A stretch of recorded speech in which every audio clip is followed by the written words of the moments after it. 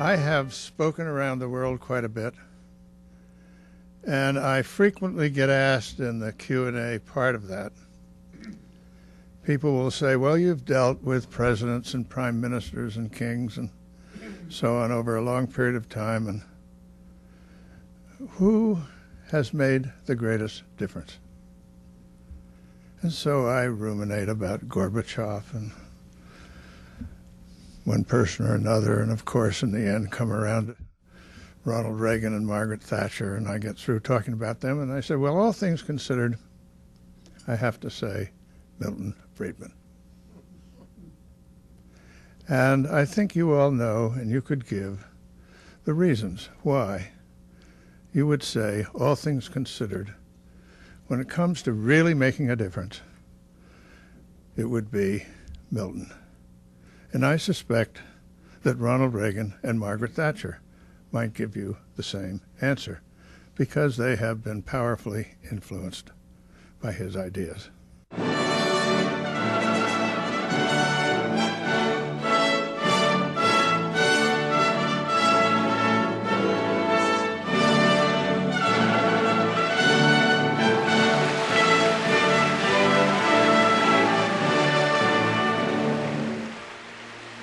The Royal Swedish Academy of Sciences ask you to step forward and receive from the hand of His Majesty the 1976 Nobel Memorial Prize.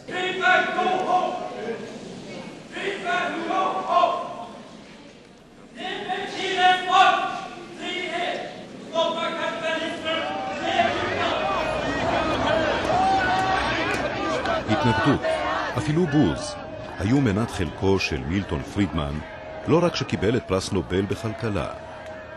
אינטלקטואלים רבים וגם כלכלנים זלזלו בעבודתו מטעמים אידיאולוגיים. One has to understand that President Friedman would blame everything from the First World War to the invasions of Genghis Khan on monetary policy, and would use monetary policy as a cure for both. He's a one cause, one cure man. I think Galbraith looked on the Chicago Economics Department and Friedman and the like with bemusement. I mean, I think that he felt that they were part of economics' past, not its future. I think what helped Friedman get through this well were two personal characteristics that were very important. One, he's a tremendous optimist. The second one was his analysis was so clear and straightforward and simple that he believed that he was right on most of these issues and that the profession just hadn't analyzed them sufficiently. He was, considered an oddball in the profession, and his ideas were ridiculed by many people as being way out, as just supporting, the status quo, supporting big business. I'm sure it was very difficult on him personally and his wife Rose. אשתו רוז, כלכלנית מבריקה, שמילטון גילה באוניברסיטת שיקגו. שם מצא גם את האהבה השנייה של חייו, הכלכלה.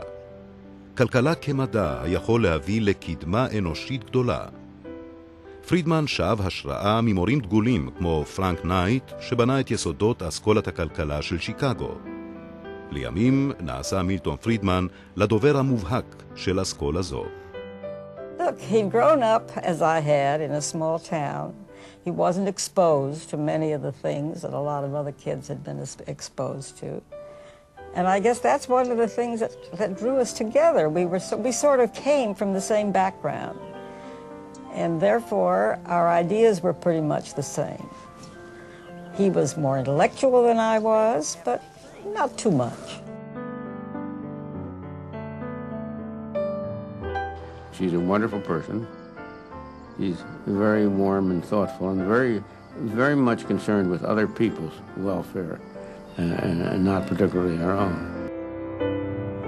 He is the most tolerant, too much so, that I have ever known. And little of it has rubbed off on me, but not very much.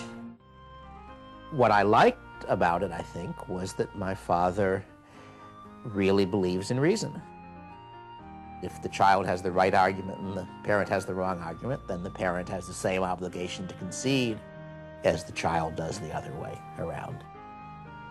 And that was certainly one very important and attractive part of growing up in that family.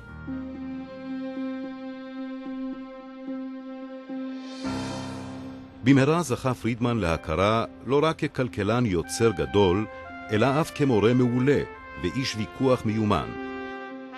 I think the impression you get is he loves to talk and he argues back and forth. One of the reasons why I am in favor of less government is because when you have more government, industrialists take it over. But if you pay attention, I think what he's doing is he's teaching. Well, he was a great teacher. I always say he was the greatest teacher I ever had. He made economics come alive. It was not simply a game that clever academics played, but it was a way of understanding reality. I remember doing a paper in which I said at one point, either A, this will happen, or B, that will happen. He wrote in the margin, or C, your analysis is wrong.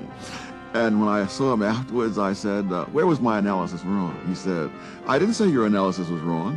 I just wanted you to keep that possibility in mind. So he was a tough one. Joining us live from our San Francisco bureau is the Nobel Prize-winning economist Milton Friedman. It's often described as a profit system, but that's a misleading label. It's a profit and loss system. One of the wonderful things about you is that when you speak, I almost always understand you, and that... Mr. Friedman, your expertise as an economist is, of course, indisputable. הופעותיו הרבות של פרידמן בתקשורת הפכו אותו לידוען בלתי צפוי. The long-term national security of this country will not be promoted by converting the United States into a protected enclave, protected from foreign competition.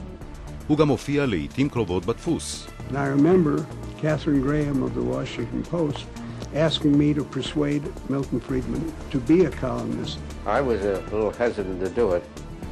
I wrote about 3 or 4 trial columns and tried them out to see whether I could do it. I wrote to the column for 17 years, and I think that turned out to be one of the most important factors in enabling me to communicate to the public at large. בוב צ'צ'סטר, מפיק של סרטים חינוכיים, שכנע את מילטון ורוז פרידמן לשתף פעולה בסדרת טלוויזיה החופש לבחור. התוכנית שזכתה לפופולריות רבה גרמה למהפכה בהבנה הכלכלית של הציבור. סדרת החופש לבחור, שהפקתה ארכה 3 שנים, הסבירה את הפילוסופיה הכלכלית של פרידמן בדרכים חדשות נוחות להבנה. Cooperated to make this country. This is India today. The free market enables people to go into any industry they want, to trade with whomever they want.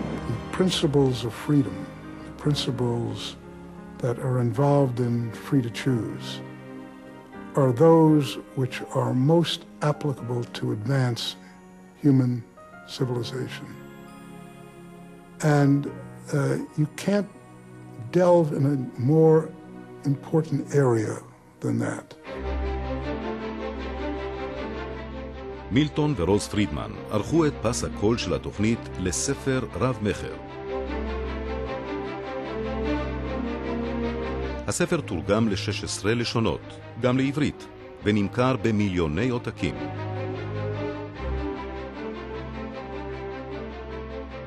I remember the first time I encountered his ability to make you think was when I read the opening words of Capitalism and Freedom, which say that Kennedy's inaugural speech, ask not what your country can do for you, ask what you can do for your country, is precisely wrong about the relationship between the citizen and the state. It was such a striking thought that I realized that I had to think these things through again. I'm not sure it's right, but it certainly makes you think. Milton had an influence on macroeconomic policy. He was the father of the monetarist school of monetary policy, which said that the key factor in controlling inflation is control of the quantity of money. This is a fact with regard to hyperinflations, with regard to high rates of inflation. And my great teacher, Paul Samuelson, who was not entirely in sync with Milton, said to his class, If you believe that smoking causes cancer, you'd better believe that money causes inflation. And that's the quality of the depth of the evidence that Milton brought. The U.S. economy is fundamentally strong, but that strength is currently being eroded by the disease of inflation. If that disease is not checked, it will take a heavy toll, including, in my opinion, the very likely destruction of our personal, political, and economic freedom. Any cure would have to be painful indeed to be worse than letting that disease rage unchecked. Milton's second, to my mind, great contribution, and perhaps the most lasting, was in his understanding of the role of government. He saw the trends towards the rising size of government, to greater involvement of the government in the economy, and he was very worried by the differences in the incentive systems that face politicians, where the spending is, where you do well if you can spend more money, and the incentives that face the private sector. And he was convinced that governments were likely to grow too big and that would endanger the vitality and the resilience of the economies originally of the West. I would say that there he was very successful in some regards, certainly in changing awareness. He didn't stop the trend to larger government. It took place. But he certainly started the counter-movement, which took place under Reagan. Government didn't decline, but there was deregulation, which took place under Thatcher, and which exists in other countries, Australia, Hong Kong, etc. And that's a fight that is still ongoing, where his insights were tremendously important, still are tremendously important, and where his writings, again, are extremely persuasive. But there he doesn't just have to persuade central bankers and technicians, he has to persuade politicians, and that's harder. We're all here today to present the Medal of Freedom to 8 remarkable Americans. The citation from Milton Friedman, teacher, scholar, and theorist. Milton Friedman restored common sense to the world of economics. It is for his celebration of the human spirit, as well as the brilliance of his mind, that I bestow upon Milton Friedman the Presidential Medal of Freedom.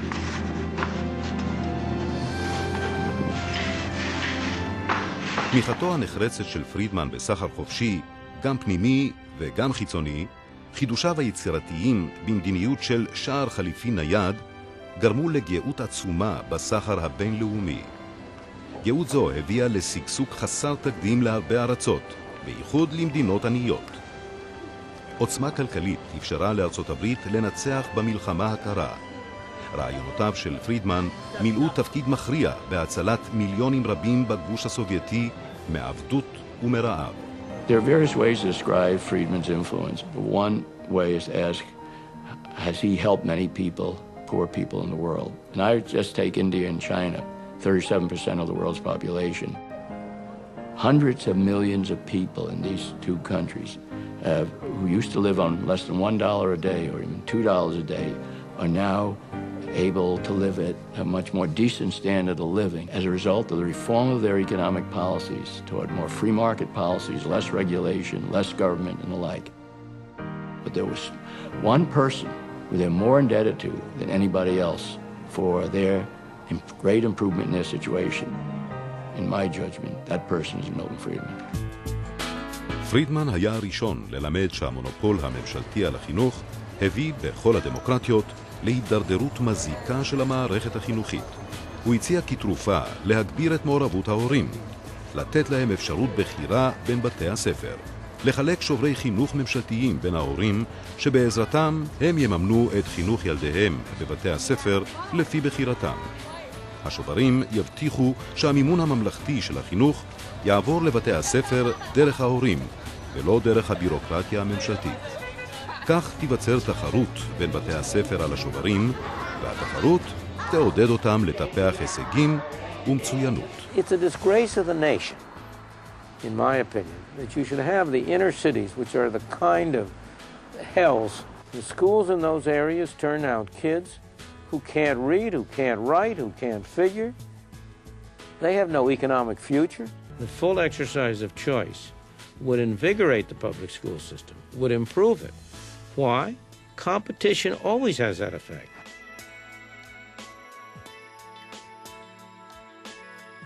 הייתה לי הזכות הגדולה לא רק ללמוד ממילטון פרידמן, אלא אף להיות לידיד שלו ושל אשתו רוז.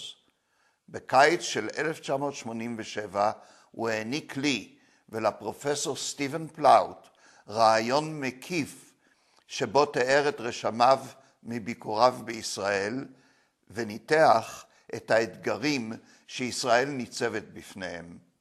הוא תיאר את הפגישה שלו בשנת 1962 עם אלה הנקראים אצלנו קברניטי המשק. My most memorable experience there, which I recall with great vividness, is a meeting I held one morning with the people who were supposedly the movers and shakers in Israel. The head of the Histadrut, the head of your Manufacturers Association, the head of your Bankers Association, the head of the Agricultural Association. I don't know, maybe there were one or two others. There were about 6. And I got that meeting off to a very good start by starting out as follows. I said, gentlemen, the major problem with a sensible economic policy in Israel is you gentlemen. You are the people who are the greatest obstacle to a sensible economic policy. And unfortunately, I was right. Because every one of them was in favor of eliminating the restraints on everybody else, but wanted to keep them on himself. Let me say, that's a disease that is not restricted to Israel. The same thing is true in the United States. I believe that the greatest opponents to freeing the economy in the United States and in every other country are the merchants and manufacturers. And that's a view that I share with Adam Smith, who in 1776, in his great book, The Wealth of Nations, in speaking about the restraints on international trade, says it's obvious to every household that it's in the household's interest to buy goods where it can buy it most cheaply and to sell it where it can sell it most expensively. And nobody would ever have thought that that was wrong if it had not been, I don't guarantee the exact words, for the interested sophistry of merchants and manufacturers. And that remains no less true today than it did then. Israel simply cannot have unemployment because unemployment will lead to emigration and will be something on the order of a national disaster. Is it true that liberalization of the Thatcher style or perhaps even of the New Zealand style must necessarily lead to an extended period of high unemployment? What produces the unemployment is not the liberalization. What produces a temporary period of unemployment is almost always the attempt to reduce inflation. If you had no inflation, liberalization would add to employment, not reduce it. You mustn't confuse the two things. A free market is a market in which people have wider opportunities, in which they can get better wages, in which they have more opportunities for employment.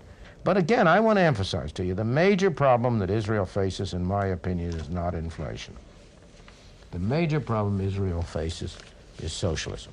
ישראלים רבים משתמשים בעול הביטחון כתירוץ לעיוותים הרבים בכלכלת ישראל וכסיבה להתנגדות שהיא הרבה פעמים בלתי מודעת להפוך את המשק הישראלי למשק פתוח ותחרותי.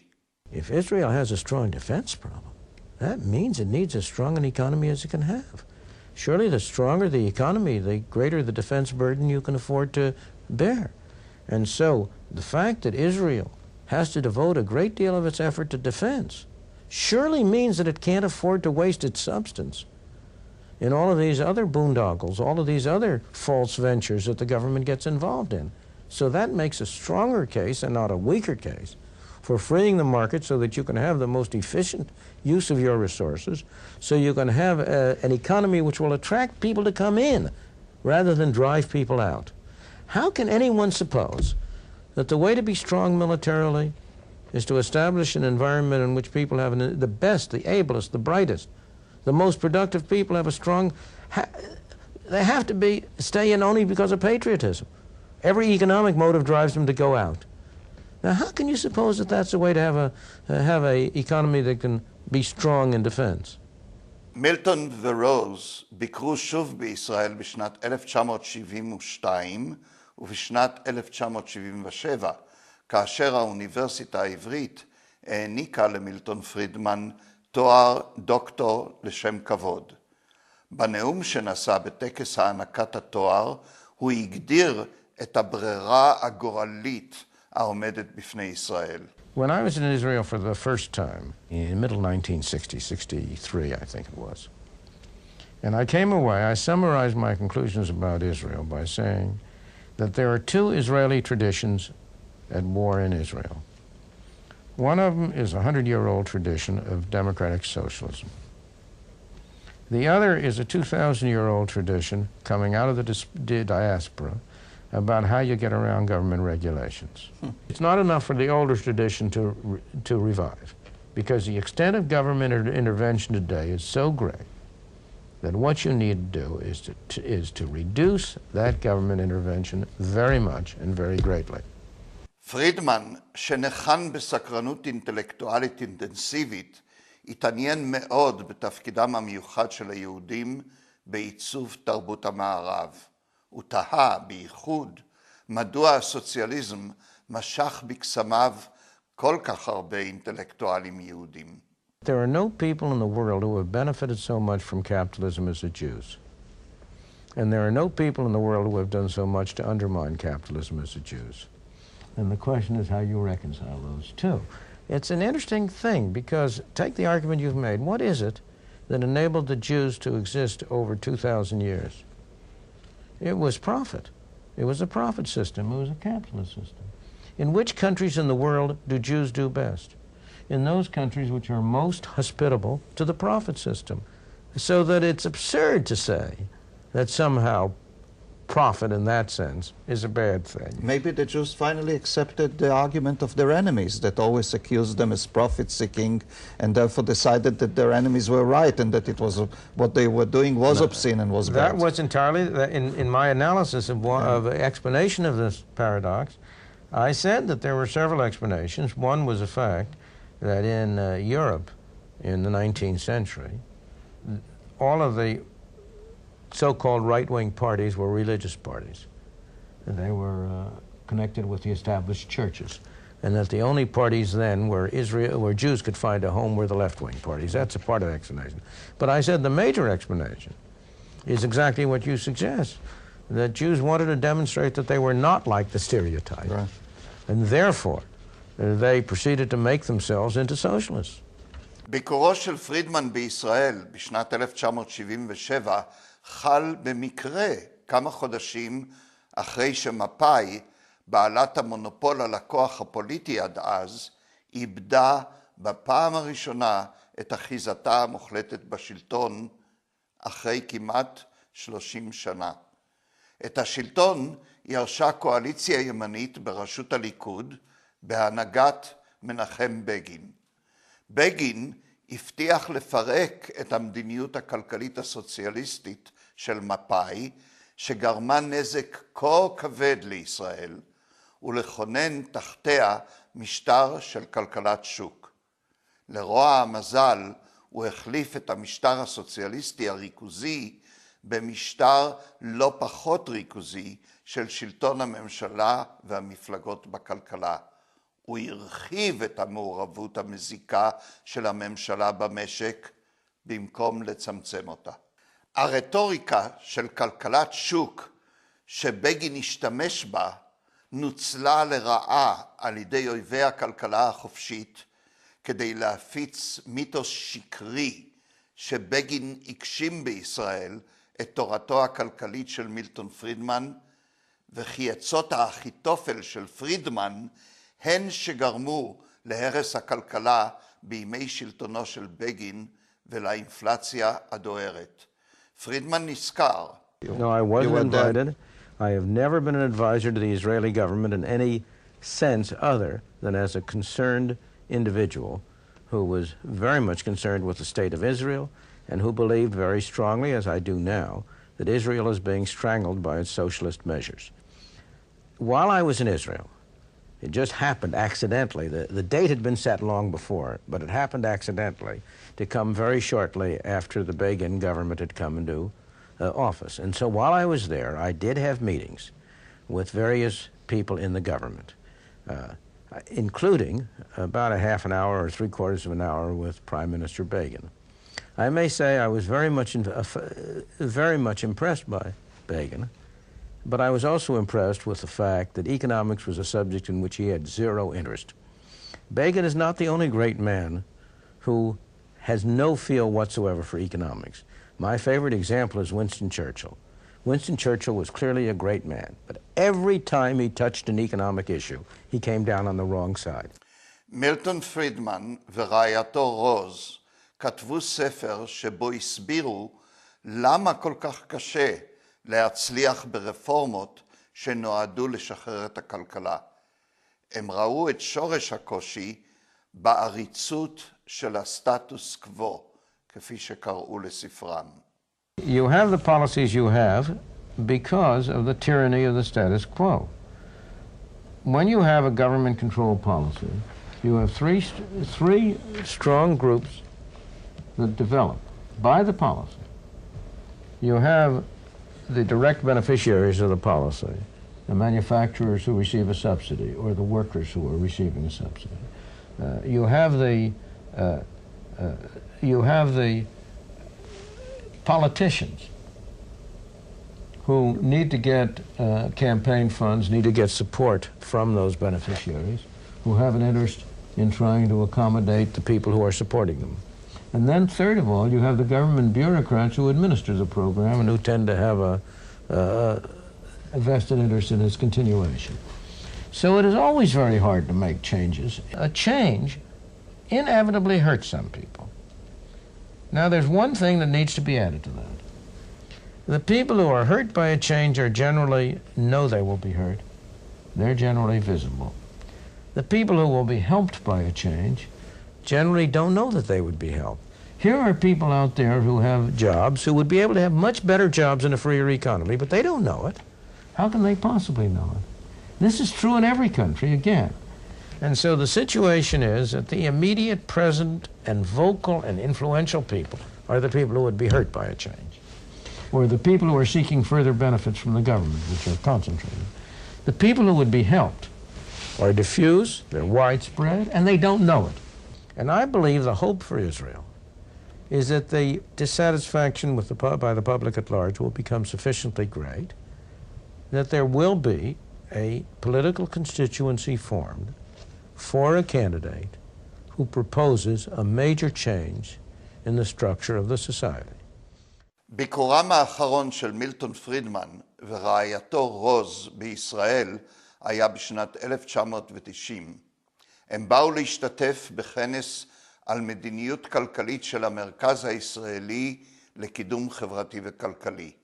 הכנס נערך ערב הגל הגדול של עלייה מברית המועצות לשעבר, והתמקד בשיפור הליכי הקליטה של העולים, ובייחוד מציאת תעסוקה ומקומות דיור בשבילם. מילטון פרידמן הרצה כמה פעמים בפני מאות באי הכנס, ואף השתתף בסדנאות השונות שעסקו בנושאים מגוונים, כשהוא מפגין את היצירתיות שלו, הברק של מחשבתו ואת השכל הישר בו נחן. לעת הזאת מילטון ורוז כבר פיתחו חיבה עמוקה לישראל, שאותה הם תיארו בביקור קודם לא רק כארץ יפה, אלא גם ארץ בעלת גיוון אנושי בלתי רגיל, המוקפת מכל צדדיה באויבים. People who say a small country, we can only attract foreign investment by giving them special privileges, by offering them tax advantages, are making Israel poorer, not richer. The way you can attract foreign investment is by making Israel what it should be, a haven for private enterprise, for free people to do the best they can with their own resources. The problem is, how do you make it politically feasible to do it? And I think there's only one way, and that's the way Daniel Dורון has been following, by trying to persuade the public at large that that's the right thing to do. Sooner or later, the government will listen to the people. I believe that if Israel followed the right policies, instead of having to worry about how you're going to handle the necessitous immigrants, you'd be in a situation where you would have people trying to come into Israel, not being a burden, but bringing capital, bringing their abilities into Israel, to set up new enterprises, to take advantage of the opportunities which a free, private market Israel would offer. Thank you.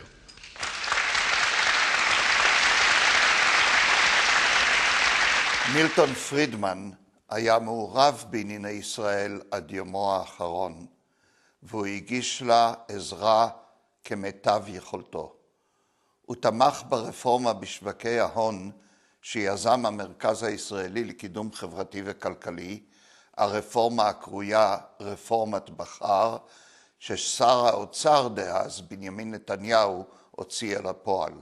הוא כתב לנתניהו ב-2004 ושיבח אותו על אומץ ליבו בביצוע רפורמה כל כך מהפכנית, על אף ההתנגדות העזה והמחיר הפוליטי הכבד שהוא נאלץ לשלם. הוא גם כתב לראש הממשלה אריאל שרון וברך אותו על תמיכתו ברפורמה שנתניהו הוביל. הוא סיים את מכתבו באומרו, ישראל זקוקה למבנה פיננסי תחרותי התומך ביוזמה פרטית וביזמות, ולא במבנה נוקשה ומונופוליסטי. שחרור המשק מכבליו והכנסת תחרות יעילה תמריץ פעילות כלכלית קצרת מועד, אך גם תעודד צמיחה ארוכת טווח. Israel is a country that has great potential as an economy, but it is a case of arrested development. It's rich human capital. Its location at a spot in the center of the Middle East makes it a natural for a growing and prosperous economy. It has the potential of being the Hong Kong of the Middle East, but that potential has been arrested over the years. What has arrested it? Too rigid, too intrusive a government. The socialist policies which the government has followed. Israel can change that policy. It can change the situation by introducing a larger element of free market, free price system. One voice in the wilderness over the past few decades has been my friend Daniel Dורון with his Israel Center. It has been the one group in Israel that has been preaching free markets, private property, private enterprise. Fortunately, currently, he has a strong ally within the government, Finance Minister Benjamin Netanyahu, who knows economics, understands the problem, and is prepared to use his political capital to see that he can bring it about. בארצו שלו, מילטון פרידמן, עודנו האלוף השנוי במחלוקת של החלום האמריקני. Thank you all very much. It's an honor for me to be here to pay tribute to a hero of freedom, Milton Friedman. He has used a brilliant mind to advance a moral vision. That vision has changed America, and it is changing the world.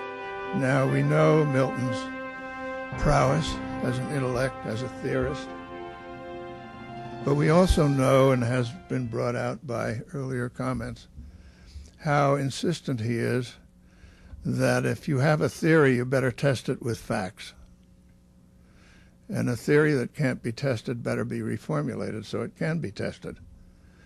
And you've got to bring the facts to bear. So I know, Milton, you're tone deaf, but it isn't going to bother you. I'm going to sing, but you won't know it.